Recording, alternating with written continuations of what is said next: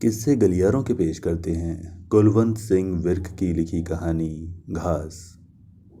अभी पाकिस्तान बने हुए 3 या 4 महीने ही हुए थे। यहाँ हर चीज उखरी उखरी सी प्रतीत होती थी। थानों में, पुलिस चौकियों में सामान के ढेर लगे हुए थे। ट्रंक, पलंग, पलने, मेज, सोफा सेट, तस्वीरें सभी अपनी अपनी जगह से उखड़कर थानों में आ गई थीं। पलनों और तस्वीरों का थाने में क्या काम? किसी समय घरों में इनकी खास जगह बनी हुई थी। उस समय गृहस्वामियों का ये ख्याल होगा कि यदि ये सब उस खास जगह के अलावा किसी और जगह पर रखे जाएं तो बहुत बुरे लगेंगे। पर इस समय ये सब एक ही ढेर में पड़े हुए थे। घरों के बर्तन, अलमारियां, रसोई घर और परछतियों में से निकलकर सरकारी दफ्तरों के सामने पड़ी हुई ये सब चीज़ें थीं। इनको कभी किसी ने मांजा नहीं, चमकाया नहीं, गिना भी नहीं था।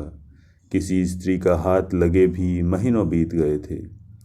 पाकिस्तान में हर चीज़ उखड़ी उखड़ी थी। कई घरों में अपनी नाद से उखड़े हुए जानवर भी थे। सहमी हुई नज़रों से वे अपने आसपास देखते और अनजान जगह पर डरते डरते पांव रखते थे। इस उथल पुथल में केवल धरती ही अपनी जगह पर टिकी हुई थी और इस धरती पर अनेकों शरणार्थी मारे मारे फिरते थे। वहागा कैंप में इन्हें आगे ढेल दिया जाता था और फिर ये शरणार्थी एक जिले से दूसरे जिले और एक गांव से दूसरे गांव जमीन की खोज में डोलते लगते। शरणार्थी तो शरणार्थी, पुराने निवासी भी उखरे हुए थे। बिरादरी वालों की बिरादरियां टूट गई थीं और यारों के यार छूट गए थे।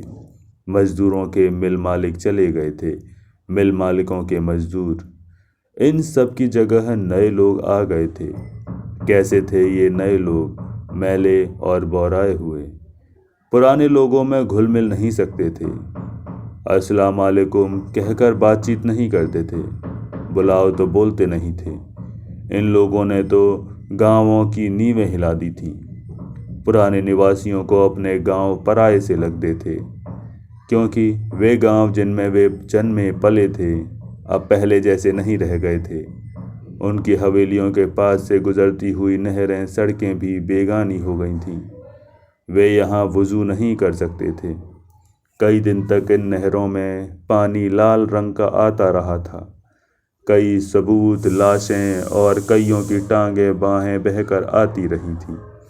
फिर इस पानी से वुज़ू कैसे हो सकता था? ये लोग तो अनजानों को भी इन नहरों में नहाने से मना कर देते थे। असल में हर चीज़ उलट पुलट गई थी और अपनी पुरानी हालत में आने का यत्न कर रही थी। प्रत्येक वस्तु अपनी अपनी जगह से अड़ने की कोशिश कर रही थी। हर चीज़ पुनर्स्थापन चाहती थी। मुल्क तो तबाह हो गया है, एक नौजवान जाट ने अपने इर्द गिर्द परदारी देखकर अपने बूढ़े पिता से कहा। हो तो सचमुच गया है, पर देख, जब लोग अपनी अपनी जगह पर टिक जाएंगे सब ठीक हो जाएगा। ये सब तो बातें हैं, टिक के बेचारे कहाँ जाएंगे? ये तो रोटी का टुकड़ा उठाकर भी अपने मुंह में नहीं डाल सकते। नहीं रे पगले, ऐसे ही लगता है। ये देखो, घास उगती है ना खेतों में, जब हम हल चलाते हैं तो उसके साथ कोई कसर उठा नहीं रखते। पूरी जड़ से उखाड़ कर खेत से बाहर फेंक दी जाती है, परंतु 10 दिन बाद फिर कोई ना कोई जड़ फूट पड़ती है और 1 महीने के बाद ऐसा लगता है जैसे किसी ने खेत की जुताई ही नहीं की थी। असल में इस बूढ़े की बात में कुछ कुछ सच्चाई दिखाई दे रही थी। जिन लोगों को कुछ ज़मीन मिल जाती थी वे कुछ टिक से जाते थे। अस्थायी अलॉट हुए खेत उन्हें धीरज देते थे। अपने नए बाड़ों के पास वे छोटे छोटे गड्ढे खोद कर इनमें कंडों की आग जलाए रखते थे। जब भी मन करता हुक्के में भरकर इकट्ठे बैठकर पीते थे। धीरे धीरे इनकी भैंसों का भय भी चला गया। बाड़ों के अंदर वे पेड़ों की टहनियों से अपनी गर्दन पर खुजली करतीं और कभी कभी मस्ती में अपने शरीर को बाड़े की दीवारों के साथ घिसने लगती थीं। जब तहसीलदार या कोई और अफसर इन लोगों के गांव में आता तो इनमें से कुछ अपने आप को पंच जाहिर करने का प्रयत्न करते थे। गांव के साजे दुख तकलीफ तहसीलदार को बताते और सब लोगों का प्रतिनिधित्व करने अपनी लीडरी की जड़ जमाते थे। साधारण सी बातों से, जैसे और लोगों को पीछे बैठाकर सिर्फ एक आदमी बोले कहकर अफसर को हुक्का पानी पूछकर वो उसका ध्यान अपनी ओर खींचते थे। ये बातें बताती थीं कि समय की मार ने भी उन्हें उनके मूल रूप को बदल नहीं था। इस तरह उजड़ रहे बस रहे पाकिस्तान में मैं भारत सरकार की ओर से लैंजान अफसर नियुक्त हुआ। मेरा काम जोर जबरदस्ती से भगाई गई स्त्रियों और जबरन मुसलमान बनाए गए परिवारों को वापस हिंदुस्तान पहुंचाना था। हिंदुस्तानी फौज का एक दस्ता और पाकिस्तान स्पेशल पुलिस के कुछ सिपाही मेरी सहायता के लिए थे। खोई हुई अन्य चीज़ों की तरह लड़कियों को ढूंढने का काम कठिन भी था और आसान भी। कभी कभी तो कोई लड़की थोड़ी मेहनत से ही मिल जाती थी और कभी कभी बहुत ढूंढने पर भी नहीं मिलती थी। पाकिस्तान पुलिस के सिपाही उन्हें लौटने में वे इस बरामद करना कहते थे। थोड़ी बहुत सहायता कर देते थे परंतु खुद पता कम ही लगाते थे। फिर भी जब कभी वो साथ चल पड़ते तो काम बहुत आसान हो जाता था। जिस समय की ये बात है उस समय उस क्षेत्र का थानेदार न केवल मेरे साथ ही गया बल्कि भगाई गई स्त्री का पता भी उसी ने बताया। उसने ये भी बताया कि वो उसी थाने के एक गांव के नंबरदार की पुत्रवधू थी। जिस गांव हमें जाना था वो पक्की सड़क के बहुत दूर था। बहुत देर तक हम कच्ची सड़कों और पगडंडियों में भटकते रहे। जब हम गांव पहुंचे तो वहां चौधरी थानेदार के स्वागत के लिए इकट्ठे हो गए। पाकिस्तान में उस समय सरकार का बहुत रोब था। थानेदार ने उस औरत का पता पूछा तो उन चौधरियों ने झट से एक मकान दिखा दिया। ये छोटा सा मकान बड़ी सी बाड़ के एक सिरे पर बना हुआ था। थानेदार तथा अन्य लोग बाहर ही रहे। मैं अंदर चला गया। वो लगभग 3 चारपाइयों का कमरा था। एक तरफ लकड़ी की परछत्ती पर थोड़े से गिलास कटोरियाँ और थालियाँ रखी हुई थीं। कमरे के एक कोने में कुछ बिस्तर और थोड़े बहुत सामान भी था। वो स्त्री चारपाई पर पड़ी हुई थी। कई दिन से बुखार था। उसके हाथ में पट्टी बंधी हुई थी। शायद कोई फोड़ा हो गया था। उस समय वो बड़ी शिथिल सी थी और बहुत ही धीरे धीरे बोल रही थी। मैं उसके पास चारपाई पर बैठ गया। क्या बात है? मैंने उसका हालचाल पूछने के लिए सीधा सवाल किया। बुखार आता है चौथे पांचवें दिन। यहाँ तुम्हारे पास कोई औरत नहीं? नहीं, आसपास तो कोई नहीं। पहले जो खोई हुई लड़कियाँ और स्त्रियाँ मैंने देखी थीं उनसे इसका इर्द गिर्द बिल्कुल अलग था। उसके चारों ओर स्त्री पुरुष होते थे। वे किसी न किसी की नज़र में, किसी न किसी की रखवाली में रहती थीं। मुझे प्रतीत हुआ जैसे इस मकान में वो अकेली ही रहती है, जैसे लोगों ने उसे उसके हाल पर छोड़ दिया था। उसके गांव और घर के लोग किस तरह खत्म हुए थे ये मैं पहले ही सुन चुका था। दोबारा उसके मुंह से सुनने का कोई फ़ायदा नहीं था। मेरी दिलचस्पी उसकी वर्तमान हालत में थी। यहाँ तुम्हें कितना समय हो गया है? जिस दिन से गांव उजड़ा मैं उस दिन से यहीं हूँ। ये बर्तन और कपड़े तुम्हें किसने दिए हैं? आप तो बिल्कुल पागल करते हैं। मैं समझ गया वो अकेली नहीं रहती थी।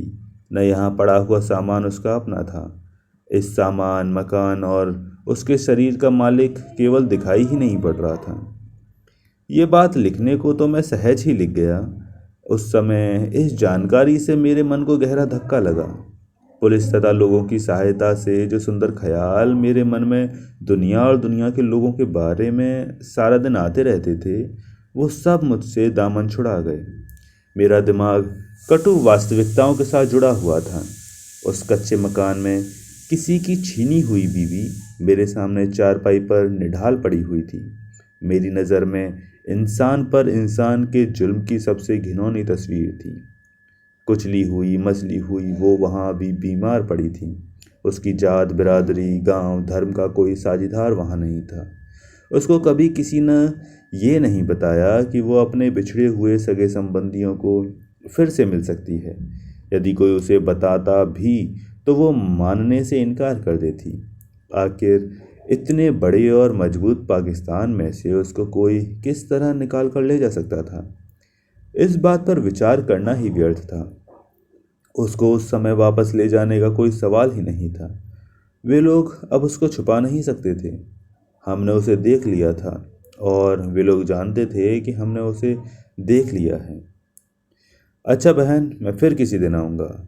फिर आने से मेरा मतलब उसे वहाँ से ले जाना था, परंतु ये बात शायद उसके सपने में भी संभव नहीं था। तुम अब जा रहे हो? जरा बैठ जाओ, मेरी बात सुनते जाओ। मैं पास ही चारपाई पर बैठ गया। क्या काम है? मेरी तुमसे एक विनती है, अगर तुम पूरी करो। एक काम है तुमसे। क्या काम है? तुम मेरे सिख भाई हो। मैं भी कभी सिख थी, अब तो मैं मुसलमान हो गई हूँ। इस समय इस दुनिया में मेरा कोई नहीं है। मैं बहुत दुखी हूँ। तुम मुझे सहारा दो। मेरी एक छोटी ननद है। निगोड़े 11 चक वाले उसे ले गए हैं। उस दिन हमले में सबसे ज़्यादा गिनती उन्हीं की थी और वही उसे ले गए हैं। तुम उसे यहाँ मेरे पास ला दो। सब तुम्हारा लिहाज करते हैं। पुलिस वाले भी तुम्हारी बात मानते हैं। मेरी ओर से भी उनकी मिन्नत करना। मैं उसकी बड़ी भाभी हूँ। मैंने उसे हाथों में पाला है और उसकी माँ के समान हूँ। वो मेरे पास आएगी तो मैं अपने हाथ से उसका हाथ किसी को दूंगी। मेरी सांझ बढ़ेगी, मेरे संबंध बढ़ेंगे। मैं किसी को अपना कह सकूंगी। उस बूढ़े जाट की बात मेरे दिमाग में चक्कर काटने लगी। देखो, घास होती है ना खेत में, जुताई करते समय तो उसे उखाड़ने में कोई कसर बाकी नहीं छोड़ी जाती। सारी जड़ से उखाड़ कर खेत से बाहर फेंक देते हैं, परंतु 10 दिन बाद फिर अंकुर निकल आते हैं।